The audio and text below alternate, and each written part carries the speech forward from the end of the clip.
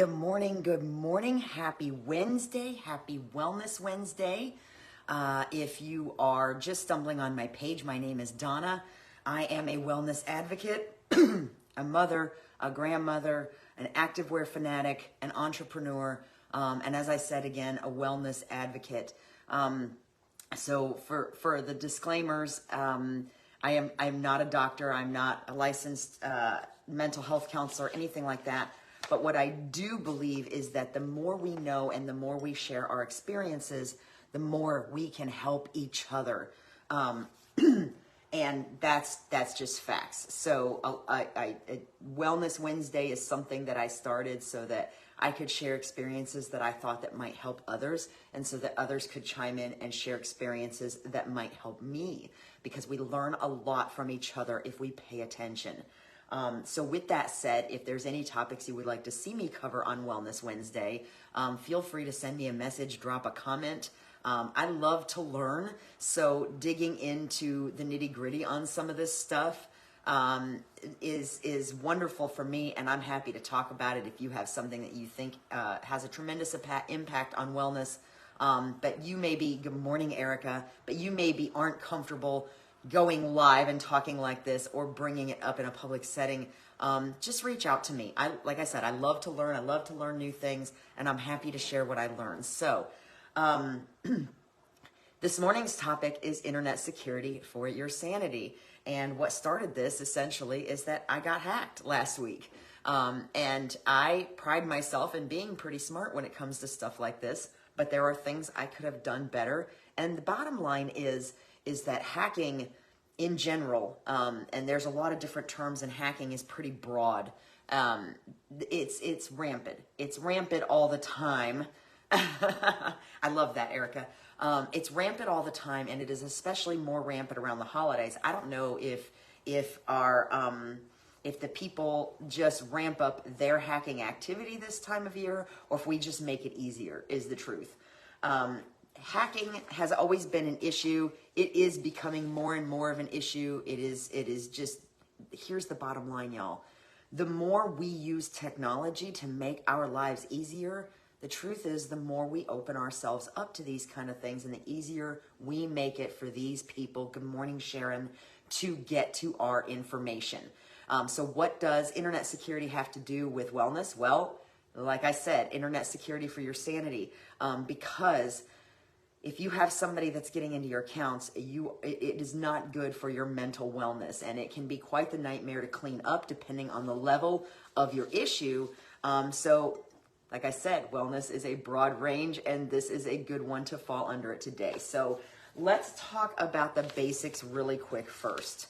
Cybertalk.org says that 80 to 90% of hackings are via phishing. Phishing spelled P-H-I-S-H-I-N-G. Good morning, Ann. Not phishing with your rod and reel. And one that you may be more familiar with is social media phishing, which we're not going to get into really too much today. But basically,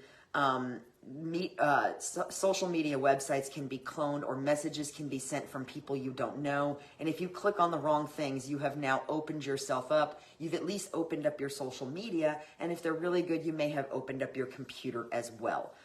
So social media is important too, but I'm not going to dig into that too much today.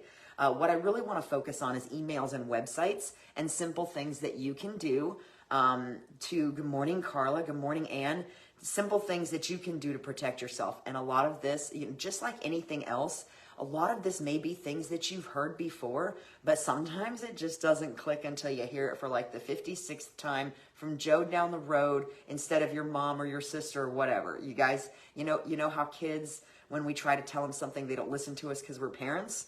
But a perfect stranger could tell them the same thing, and they're like, oh, and we're like, kind of the same thing here. Even as adults, we do that. We don't always necessarily take information from trusted sources, but we have to hear it over and over and over again. Repetition is the key before it finally clicks for us. So, let's dig right in. Emails and websites are what I'm going to focus on today, because this is probably the most common and easiest way for hackers to get to you.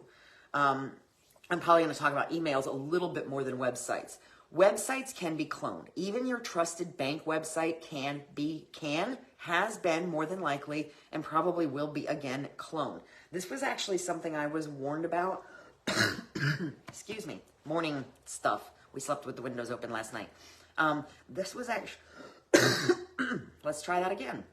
This was actually something I was warned about. Good morning, Laura. Several years ago, before it was really as common as it is now.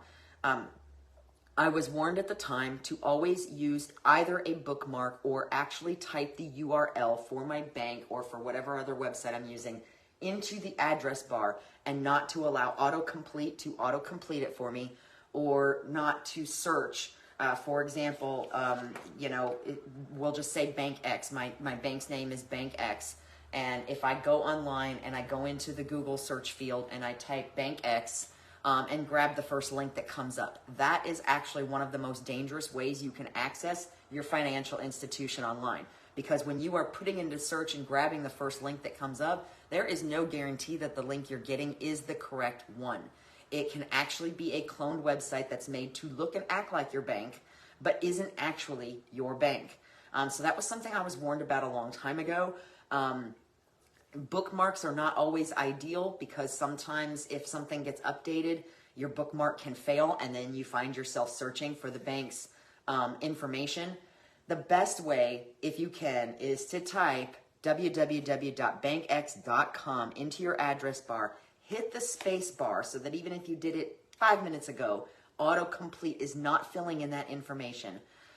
So that you are going directly to and check for spelling errors. Because if you make a spelling error, a lot of times these cloned websites, there's one little thing off in the URL that you, as a regular user or consumer, might not notice, that is going to take you to a fraudulent site or a cloned site versus the main website.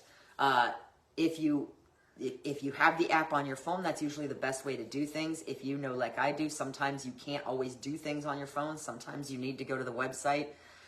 So bookmark your financial institution's information. Just know that if they do any kind of massive update, you may have to update that bookmark. Or type the URL in carefully and don't allow autocomplete or anything like that to fill it in for you. And never, ever, ever use search to find that unless you absolutely have to. And even then, I'd recommend against it. I actually got myself in trouble for using search to find something. It's not so much that I had a problem because of it, but I knew what I did, and it kind of chewed at me. So once I had done that, I had to go in and change the password for that site because it just wouldn't, it kept nagging at me. Go with your gut. If something feels wrong, just don't do it. And in that case, I probably protected myself from getting hacked because I used search to find that financial institution's information. So websites can be cloned. Like I said, even your most trusted website, they can be cloned and they can look very, very real. And then you go to try to log in, and the next thing you know, you're locked out. You're providing personal information to get back in. And sometimes even the phone numbers, as a friend of mine learned recently, sometimes even the phone number, you think it's legit, and you're like, okay, I'm locked out. Here's the support number. Let me call. Bad idea. Just don't. If in doubt, if you have tried to get into your bank account and all of a sudden you are locked out and you are not sure, get off the computer, call your local banking representative, or walk into your bank. That is the best way to protect yourself. If you find yourself in a situation where you've clicked on something that you thought was legit and all of a sudden none of your information is working, or some of these people will even go as far as to call you, and they've already got some of your personal information by the time they call you. So they're asking you more questions, and they're asking you questions based on information that you would assume only your bank has. If they are aggressive if they are aggressive in any way, if they are being difficult in any way, if they're pressuring you for information, that is not your bank. That is absolutely not your bank. That should always be a red flag. You're going to want to hang up immediately and call the person, call your local branch that you know with the number that you use, or skip the phone and walk in there in person. That is the best way, especially when you're dealing with a cloned website situation, because oftentimes by the time you know you're in trouble, it's already too late. And if you're talking to somebody that you don't know, you might just be verifying information that they shouldn't have had anyway. So keep in mind that that's a thing. And as I said, there are people that recommend against just typing the URL into your address bar because spelling errors can cause problems. So if you're going to use that method, like I said, BankX, pretty simple, right? www.bankx.com. I'm just making up a name. If there really is a BankX, I'm sorry. It was just the easiest thing. So like I said, either type it in or you bookmark the bank website so that you can get directly there. A lot of people, I have learned recently that a lot of people do, in fact, just plug in BankX into Google search and click the first link that comes up. That is, like I said, probably the most dangerous way you can do this. Good morning, Christina.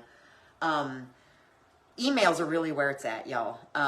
Besides the cloned websites, emails are what gets most people in trouble. Like I said, cybertalk.org says that 89% of hackings are via phishing, spelled P-H-I-S-N-H-I-N-G. The problem is that for most of us, even those of us like me that know just enough to be dangerous, if you type in phishing, spelled like that, or what are the types of phishing, into the internet, you're going to get a laundry list of 8 different variations to 16 different variations, and half the explanations don't make any sense to you. But phishing emails are some of the most common, and these can look a little bit like those messages we talked about on social media before. I actually have a couple here that I'm going to show you, well, sort of show you, from my experience this last week. I have received, the phishing emails were not the reason for what happened to me last week. And don't get me wrong, I was very fortunate. The amount was under $500, and I was able to get it all squared away fairly quickly because my bank is really awesome. But after that happened, now emails like this is a Netflix phishing email, and I don't know how well you can see it, and I'm happy to take a picture of it and send it to you. I get stuff like this all the time. Like I said, I know just enough to be dangerous. I dabbled in computer repair and software, malicious software removal for a little bit. So I am really good at spotting these emails.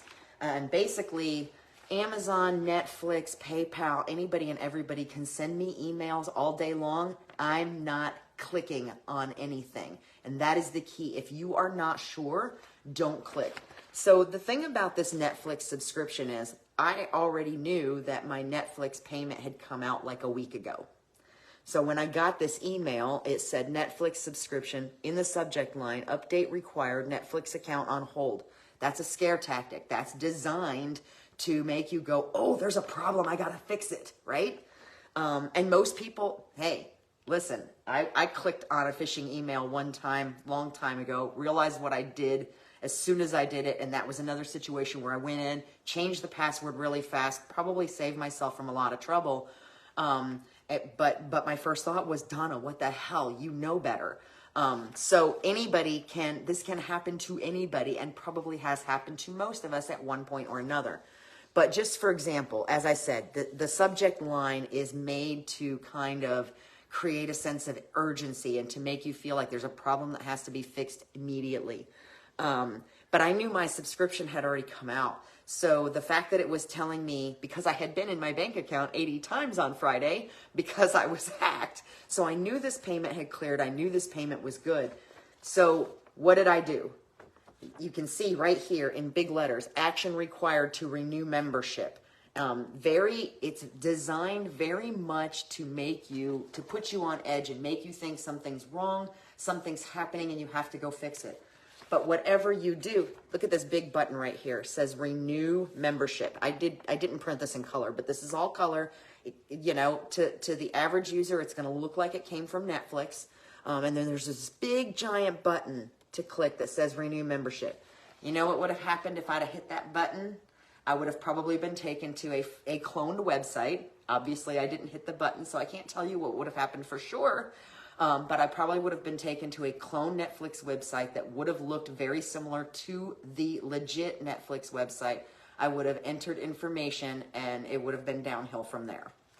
So this is not a legit email. So what did I do? I ignored the email. Well, I printed it out for you guys because by this time I was already dealing with my own little tiny nightmare. And I thought that it was a good topic to cover. So I had already printed out this email so that I could show you this example. And then I went and I logged into Netflix separately by typing in www.netflix.com and using my log information to get in. And I checked my history and my payment history and all the things. And guess what? There were no alerts, no problems, no nothing, everything totally copacetic. So that was a good call. And that's generally how I treat emails like this. I look at them, and if I either ignore them, or if there's something that gets my attention enough to be a concern. Netflix usually not, because that's pretty mundane. And like I said, I knew the payment had already come through. So normally, if I wasn't in an extra paranoid state, I would just ignore this, or I would log into that website separately from the email, never ever using a link in the email to go in and check the information and make sure everything's okay. That is the easiest and fastest way to know if you have a problem and be able to get on top of it. Good morning, Vicki. This is another email I received. Part of my problem was with PayPal, and it's really not PayPal's fault, although I'm a little annoyed with them right now, but it's not PayPal's fault. The people that got a hold of my information got into my PayPal account because they had my password, and I'm going to talk about that in a minute. Because they had my password, and they sent money to a stranger, somebody I didn't know. Right now I'm calling him Jose Four Names because it was literally 4 names. So we're just going to call him Jose Four Names for the sake of entertainment, and sent him $350 via friends and family. That was a legit transaction that did in fact clear my bank. I got on the phone with PayPal. It was 2 phone calls and 2 disputes later, and I learned something that I would be willing to bet most people don't know, which is that if you are using friends and family for payments, and if somebody gets into your account and uses friends and family is not covered by their protections. It is not. So where did I get in trouble? They got a hold of my login information from my personal PayPal account. My bank account was attached to that PayPal account because I have used it to send money to friends and family. Okay? And because of that, they were able to get in there and they were able to send that money, and they did it friends and family. And after 2 disputes and 2 phone calls with PayPal, there was absolutely nothing that PayPal could do about it because their protections don't cover friends and family payments. So I want you to keep that in mind. PayPal is a great tool, and it's actually a tool that's been widely used to protect you on the internet. You can, on a lot of websites, you can pay by PayPal, and it protects your personal information. However, if the information gets out there, and I'll tell you in a minute here how that happened, if the information does get out there, that also means if you have your checking account or your debit card attached to that PayPal account, it's fair game. And I'm very, very lucky. The amount that was taken from me was $350. My bank had it back in my account in 2 hours. I took everything in, walked into my bank, sat down and said, here's what happened. Here's what I did wrong. Here's what I did right. Can we do anything? And they took care of me. So my bank is awesome. And realistically speaking, in the grand scheme of things, while $350 is a lot of money to anybody, it could have been so much worse. So I'm very grateful, which is probably why I'm still so cheery about it. So right after that happened, I got this email from PayPal. Now, the first thing you might notice that's wrong with this email is there's no PayPal insignia on it. And I've gotten phishing emails from PayPal that looked very legit. Kind of the same thing we just talked about with Netflix. I would get an email from PayPal that said my payment for $5.99 processed to Joe 85 over there in California, and I'm like, I didn't use that for anything. So I don't click on the email. I go and I look at my PayPal account separately, and everything's copacetic, except for this one time on Friday.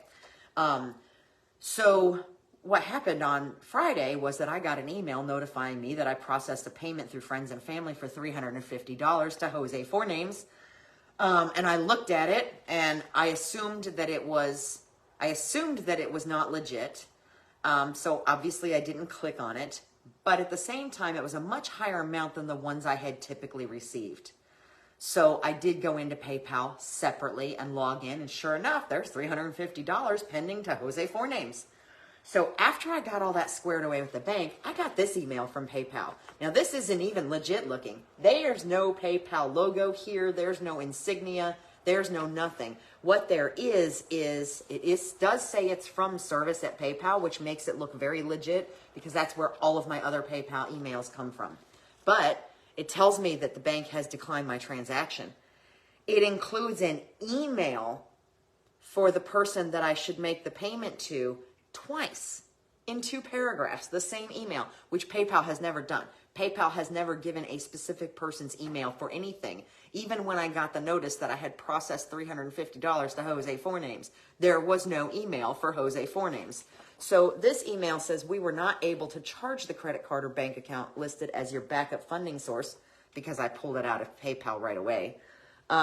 We were able to complete your payment too, and it gives this email address. And I'm like, all the alarm bells are going off. I'm like, oh, you guys are having fun, aren't you? So it did have the transaction ID number. It did have the amount. Good morning, Brad. But it did not have anything else that was legit PayPal. So thanks to my conversation with PayPal on Friday night, I had 2 emails of general information from PayPal that Lucretia in customer service sent me that listed out all the things that you can do to protect yourself with PayPal and what their policies are, including their phishing email investigation for investigation. So I promptly forwarded this to them because I'm still a little tiny annoyed that they don't have more protections in place for friends and family charges. So I sent the phishing email and I said, hey, check this out. Since you guys couldn't help me with my fraudulent charge, maybe you can use this email to catch these people. So that's what I did with that. So those are 2 examples of emails you should never click on. Basically, if something feels wrong, go with that. But mostly, if it's in an email, your bank is never going to ask for personal information. They are not. PayPal loves to point out that they will address you by your first and last name. Well, this email did too, and it was still not legit. So just because the email comes to Donna Bidlack doesn't mean that it is actually legit. So your best bet is always, if you're not sure about the email and it's not necessarily from a trusted source, your best bet is to always log into your account separately from that email. Do not click on links and check out the information for yourself before you do anything. Because 90% of the emails that I receive from PayPal and from Netflix and from a lot of other companies are not legit emails. And as soon as I see them, I just delete. And if one gets my attention, then I'll go in and log in separately. All right, so what else can you not do or can you do to protect yourself from this stuff? And this is where I'll talk a little bit about what I did wrong. Storing login info on computers that are not yours. In my case, that's more than likely what led to this was I had login information for a couple of sites stored on another computer. And it's not that that computer wasn't safe or not that that person that had that computer wasn't safe. It's just that that's not a best practice. It's just not. Storing login information and passwords on your own computer is questionable unless you know you're really tight and really good with not clicking on links in emails that you shouldn't be. If you feel that you are fairly well protected because you don't do a lot of high-risk activity, you're always on your Wi-Fi at home, then it's probably okay to store your login and password information. But know that if a hacker does get into your computer, that is going to compromise everything you have stored. And that's what happened in my case, was that a computer that I had login information for PayPal stored on and also for Amazon is what opened up my account. So storing login info, your phone is one thing. Your phone is sometimes a different animal. And if you're only using banking information when you're on your own secure connection, that's usually not a problem. But storing login information can be dangerous and it can open you up. You are better off if you can to, store your passwords separately. You can store the bookmarks, store the login information, but set it up so that you still have to type in the password so that nothing is just automatically happening. And therefore, if somebody does get into your computer, nobody can access that information, that crucial password information. Changing passwords. This is something I have been really guilty of. I have good, strong passwords. I'm very good at that because I'm very weird and I think of very strange things when it comes to passwords. But I also had passwords that haven't been changed in anywhere from 2 to 5 years. In fact, I found when I started going through the process of changing passwords after I got hacked, I found one that hadn't been changed since 2016. Y'all, that's not good. Now, excuse me. I can't wait for this drier air to roll in. So it's always been recommended to change your password about every 3 months. PC.net, which is a very reputable website, has an article that says, hold up, you may be changing your password too frequently. And that if you're changing it too frequently, that means you are less likely to use strong passwords. So 3 months may be pushing it, but yours truly had a password that hadn't been changed since 2016. That is way too long. So probably a good idea is if you've got good, strong passwords that you know fit all the criteria of like the federal government, because they're so complicated, you probably don't need to change that unless you have been breached or unless you, like I said, unless you've been hacked or unless you've been breached.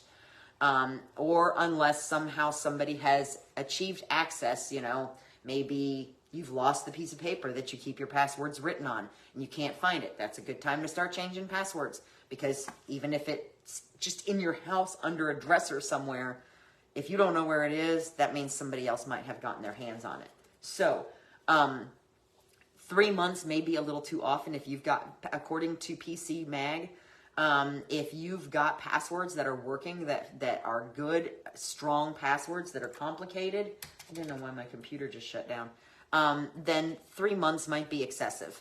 But you should not go 5 to 6 years, 8 years, 10 years without changing your password, even if it's a good, strong one. So change your passwords, probably maybe once a year, or like I said, if you've got a good, strong one and you've never had a problem, then do it only if you've been hacked or if you feel like there's a possibility that you've been compromised. Multi-factor authentication. A lot of websites offer this now. This means that if you basically log in from a computer that's not saved as a reliable login, that it will send you a text or send you an email to your phone or to your email with some extra verification steps or with some kind of a code. So I was also guilty of not using multi-factor identification in a lot of cases. This is a really good thing to protect you, especially with the increase, because that means if I'm over here logging into your bank account, and that your bank account, because I have accessed to your information, that your bank account goes, you know what, we don't know this IP address, we don't know this computer, let's go ahead and zap Joe down the street with a code and let them know that they need to verify this code in order to log in. And Joe down the street's like, what's going on? Somebody's trying to get into my bank.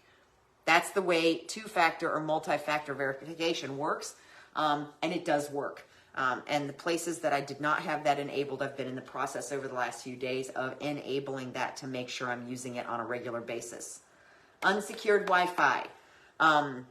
Unsecured Wi-Fi, it's a thing. We're all over the place. We're on our LTE. We're on somebody else's. We're on the airport's Wi-Fi. We're on the Amalie Arena's Wi-Fi, whatever. But there are certain things that you just should not be doing when you're on those public Wi-Fis if you don't have protections in place, and that is using your bank accounts or randomly shopping and typing in credit card numbers, etc.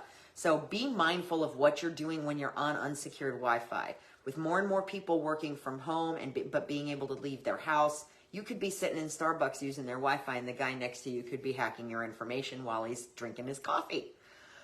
So be mindful of what you're doing when you're on unsecured Wi-Fi. Try not to check bank accounts. Try not to do any shopping that involves putting in credit card information. Try to just not do that stuff. Use the security Wi-Fi or the airport Wi-Fi, the Starbucks Wi-Fi for basic stuff that doesn't open you up to risks.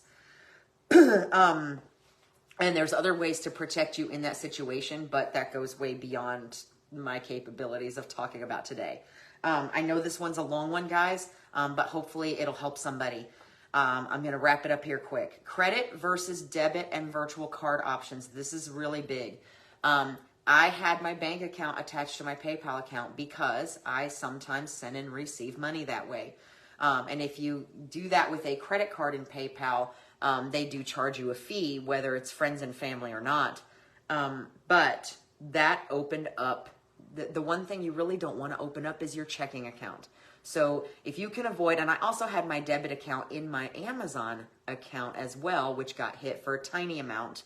And that was another password that I hadn't changed in like 2 years. So if you can protect your debit card, credit cards offer a lot more protection, whether it's PayPal, whether it's Amazon, whether it's Joe X down the street. Credit cards offer a lot more protection than debit cards can. But so if you can use a credit card versus a debit card or your bank account in any situation, do it, especially when you're dealing with online. Some credit cards like Venmo offer a virtual card option. And what that means is your hard card is in your wallet, but you have a virtual card number that you're using on the internet. It's much easier to track if something gets hacked or if something gets stolen. And with the cool thing about Venmo is right there in your phone app, you can shut down that virtual card number and have a new one issued. You can lock the existing card number. So banks that are up with tech, the bottom line here is banks that are up with technology that give you the ability to lock things down in a hurry with a click of a button or the flip of a switch in an app or on their website, that can issue you a new debit card right on the spot so you're not waiting for 10 days in the mail for it, or that can issue you a new virtual card number on the spot, so that whatever is going on just doesn't work anymore. Those are banks worth using. If your bank doesn't offer some of those options, or if they're way behind on the technology 8-ball, then they are going to be harder to deal with when you do have a problem. So that's something definitely to look into, is what kind of options does your bank have? Do they have account alerts where if a transaction over a certain amount is processed that it gets a flag? For example, my bank, I used Cash App to pay an entertainer for my grandson's birthday party a couple months ago. I got an alert, a fraud alert right away from my bank, and I told it was fine, and it went through. So I asked my bank, why didn't I get that when PayPal processed a payment for $350 to Jose Fournames? And the bank said, because you use PayPal all the time. So PayPal was activity that they recognized regularly in my bank, so they didn't flag that like they did with Cash App. So these are things to keep in mind. And if your bank offers those options, and I'm still working with my bank to locate them on my side, to set thresholds. I know for a fact that Truist is one that, at least on business accounts, allows you to set thresholds. So if anything comes through over a certain amount, doesn't matter where it's coming from, you get an alert. So check with your bank on what kind of account alerts that you can set, and if there's thresholds where you can say, hey, if it's over a certain amount, I want to know about it, even if I just did it. Even if it's a pain in the butt, you guys, I promise you, those little extra steps that are a pain in the butt now might save you from a giant pain in the butt later. And last thing is check your accounts regularly on secure Wi-Fi, because that's the best way to catch problems. I was dealing with my PayPal issue. I looked at my bank account, and I noticed a $50 charge from Amazon pending, and I knew I didn't have anything that matched it. So that's what drew my attention to that. So I was able to get some of that remedied pretty well. Amazon is still working on that. But checking your stuff regularly, even if you are still that judicious check register writer where you write everything down that you've spent, if you're not putting your eyeballs on your electronic bank account on a regular basis, you may be at risk of missing something that's coming through. And at Christmas time especially, this stuff really ramps up. So once a week is what's recommended. I'm in paranoid mode, so I'm checking mine like once a day. But that's because of what just happened. So bottom line is be careful. Don't click. The biggest message here is don't click on anything you're not comfortable with. If you're getting an email that says, oh, you've got to fix this now, your bank account's about to be shut down, it's not legit, y'all. Double check. Apple Pay is a great layer of security. Yes. It doesn't expose your credit card information. Thank you, Sharon. I totally forgot about Apple Pay. So that's an excellent option, especially if you're paying friends and family. It might even be like I said, there's nothing wrong with PayPal. I would just like to see them put a little more security in place for transactions like friends and family. So if Apple Pay is an option for you, that's a great method. Zelle is also a great way to share money with friends and family. And sometimes if it's friends and family that bank at the same type of bank you do, sometimes there's intra-bank transfers you can do. So just protect yourself. Be mindful of what kind of internet you're on when you're browsing, especially when you're checking bank accounts. And just, like I said, the emails and fraudulent websites are really where the bulk of it happens. So watch out for those. Make sure you know what you're doing when you go to your bank website. Make sure you're using a bookmark or that you're typing it into the address bar and not allowing autocomplete to autofill it and not searching it. Emails, if it doesn't look right or if it doesn't make sense, go log into your account separately. Don't click on anything in the email. If you have questions, if you want to know more, if you want to know some of the sources I use, send me a message. If you have another topic you'd like to see covered, I know this was a long one. This is probably one of my longest ones yet, but this is a big issue for a lot of people right now, especially this time of year. So I hope you found it helpful. If you did, please share it. Please don't hesitate to reach out to me if you want to know more information. And if you get a message from me that says, hey, I found this on the internet from you and it's a video, don't click it. Because if you've never gotten a message like that from me before, I'm not starting today. So that's the bottom line. Just be very aware. And if you're not sure, don't click. That's it. That's the simplest way I can put it. I hope you found this helpful. Thank you, Sharon, for your tip. I really appreciate it. And that is what this is all about, is a little discussion where something that I don't catch, somebody else might be able to help with. Like I said, if you found it helpful, share, drop a comment, hit hashtag replay if you catch this later, and message me if you have anything that you'd like to see me cover. I would be happy to dig in a little bit. Have a fabulous Wednesday. Hopefully you're going to have a much safer one. And I will talk to you soon. Bye-bye.